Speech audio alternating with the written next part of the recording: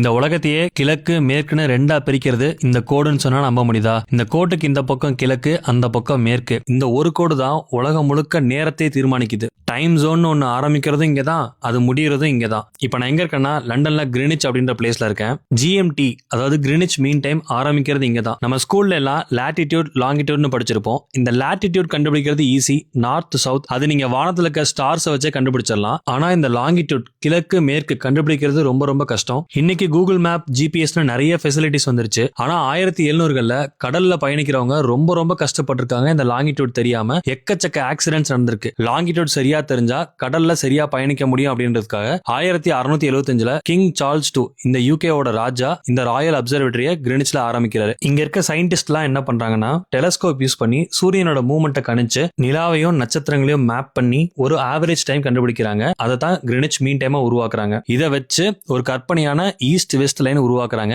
அந்த லைன் தான் இப்ப நீங்க பாக்குற இந்த லைன். இந்த லைனை தான் லாங்கிடியூட் 0 டிகிரின்னு ஆரம்பிக்கிறாங்க. இந்த பூமி 24 மணி நேரத்துல தன்னைத்தானே சுத்தி வரும்னு படிச்சிருப்போம். அப்படி சுத்தி வரும்போது 360 டிகிரி இருக்கும். இந்த 360 டிகிரி டிவைட் பை 24 மணி நேரம் பண்ணோம்னா 15 டிகிரி கிடைக்கும். சோ அதனாலதான் ஒவ்வொரு 15 டிகிரி லாங்கிடியூட்க்கும் ஒவ்வொரு டைம் ஜோன் இருக்கும். மொத்தமா 24 டைம் ஜோன் இருக்கும். சோ இந்த கோட்டுக்கு கிழக்க இருக்க ஒவ்வொரு 15 டிகிரிக்கும் ஒவ்வொரு மணி நேரம் டைம் ஜோன் வருது. +1 +2 +3. சோ அதுவே இந்த கோட்டுக்கு மேற்க இருக்க ஒவ்வொரு 15 டிகிரிக்கும் -1 -2 -3 அலாட் பண்றாங்க. சோ இதனாலதான் பாத்தீங்கன்னா இந்தியா 5.5 மணி நேரம் அகடா இருக்கும். அதாவது GMT + 530 hours. இதுல ஒரு இன்ட்ரெஸ்டிங்கான விஷயம் என்னன்னா இந்த உலகத்தை கிழக்கு மேற்குன்னு ரெண்டா பிரிக்கிறது எந்த பகுதியில் வேணா பிரிக்க முடியும். உதாரணத்துக்கு நீங்க இந்தியாவை மையமா எடுத்தாலுமே அதுல நார்த்ல இருந்து சவுத் வரைக்கும் ஒரு கோடு போட்டீங்கன்னா அதுக்கு கிழக்கு மேற்குன்னு ரெண்டா அவங்களால பிரிக்க முடியும். அப்படி இருக்கும்போது எப்படி இந்த கிரினிச்சை உலகமே அக்செப்ட் பண்ணுச்சுன்னு பாத்தீங்க அப்படின்னா முதல்ல இந்த யூகேக்குள்ளேயே நிறைய டைம் ஜோன் இருந்திருக்கு. 1800கள்ல தான் இந்த ரயில் பயணம் அப்படிங்கிறது ரொம்பவே அதிகமாச்சு. இந்த யூகேக்குள்ளேயே ஒவ்வொரு ஊர்லயும் ஒவ்வொரு டைம் ஃபாலோ பண்ணதுனால இந்த ட்ரெயின் சரியான நேரத்தில் எடுத்து சரியான நேரத்தில் போக முடியாம பல குழப்பங்கள் ஏற்பட்டதுனால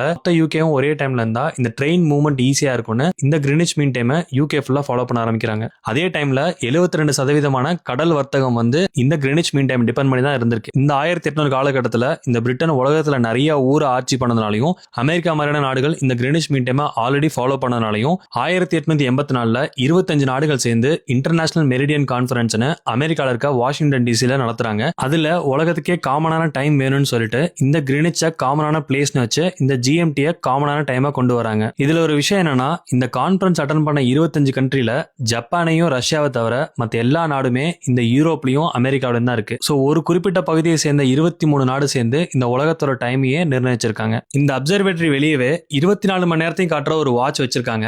நான் இது வரைக்கும் இப்படி ஒரு வாட்சை பார்த்ததே இல்லை. நீங்களும் பார்த்திருக்கீங்களான்னு கமெண்ட்ல சொல்லுங்க.